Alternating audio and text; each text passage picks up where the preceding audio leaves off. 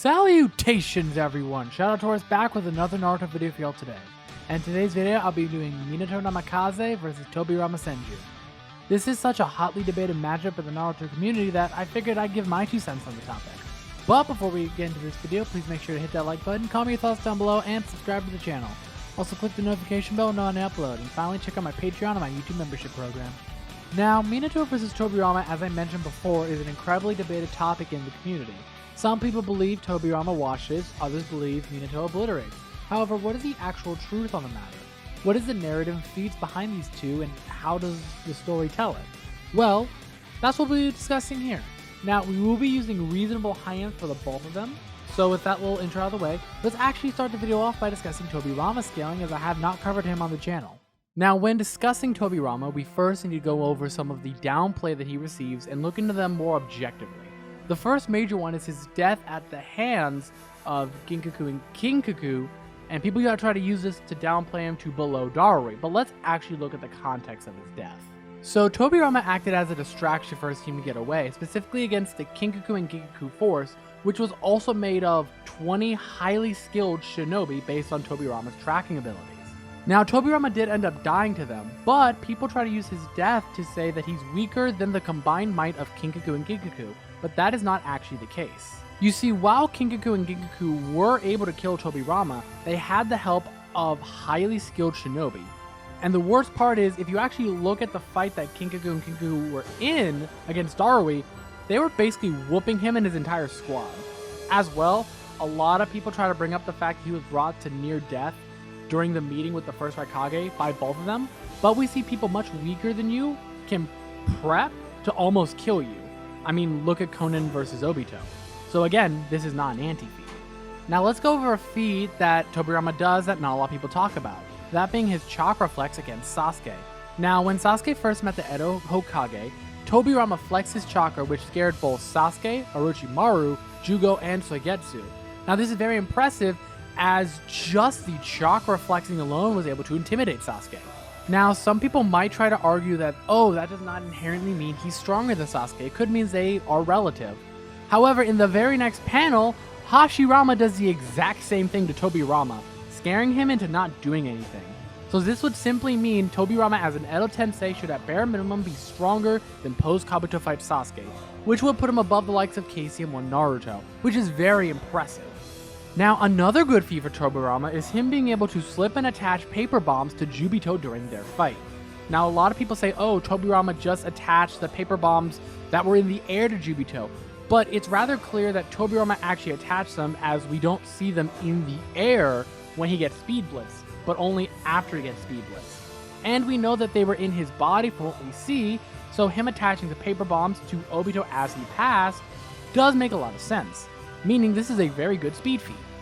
One final feat to note real quickly is that he was able to cut vines from the God Tree. This is a good AP feat for his basic water style, as he generated this from his mount, so this should be roughly where his AP's at. Granted, these are just the vines, but it's still a good AP feat.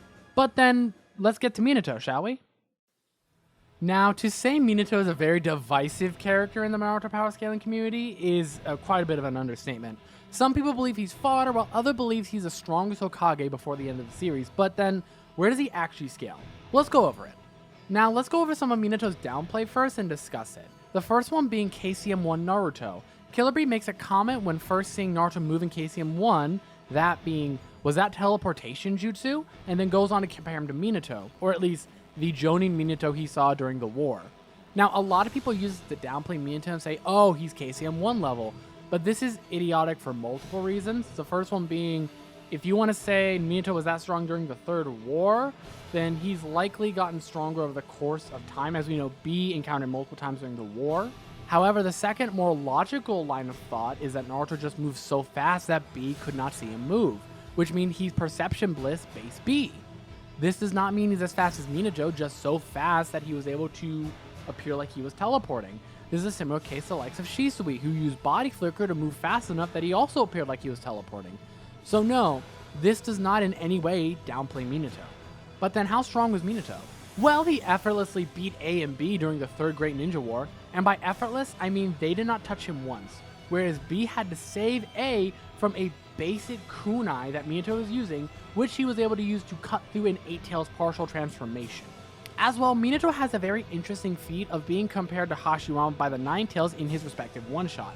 Now, I know a lot of people try to say this feat was the 9 Tails talking about his sealing jutsu, but the translation reads, a most powerful shinobi, ranking alongside the first Hokage Hashirama. The narrative here heavily implies that Minato may be on the same level of Hashirama in terms of power, as his Rasengan was able to clash with Kurama's Tail Beast Bomb. Now, yes, while Kurama was being suppressed by the chains, Minato was not only poisoned, but had a hole through his chest. So, saying that this was not a full power Bijou Bomb isn't really an argument. One final thing to note is that base Edo Minato was able to intercept the True Seeking Orbs that were attacking Guy, reaching them before Guy was able to reach the True Seeking Orbs and teleport them out of the way. These were 6 Paz Madara's True Seeking Orbs and 8th Gate Guy that he was showing somewhat relativity to. So the evidence does support that Minato is kind of crazy. So then how does this matchup actually go? Now, when it comes to the actual matchup, it's never always clear cut. In terms of AP, Minato should have it, as he was not only able to stalemate Kurama's Tail Beast Bomb while being poisoned and having a hole in his chest, but Kurama directly compares his power to Hashirama. Now, when it comes to speed, they're actually much more relative, with them competing roughly evenly for the most part.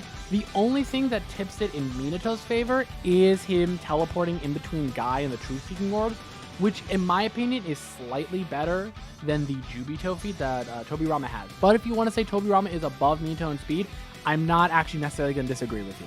And while he says he's bad at Sage Mode, this man legit is able to enter it damn near instantly and utilize it for a good amount of time. So either Minato is purposely downplaying himself, as this man is humble, or it's slow by his own standards. But that's at least my humble opinion. I think Minato should win this matchup fairly consistently. But those are just my thoughts. If you do disagree or have something to add, please feel free to add them in the comment section below. Remember to like and subscribe. Until we meet again, good luck in your power scaling endeavors.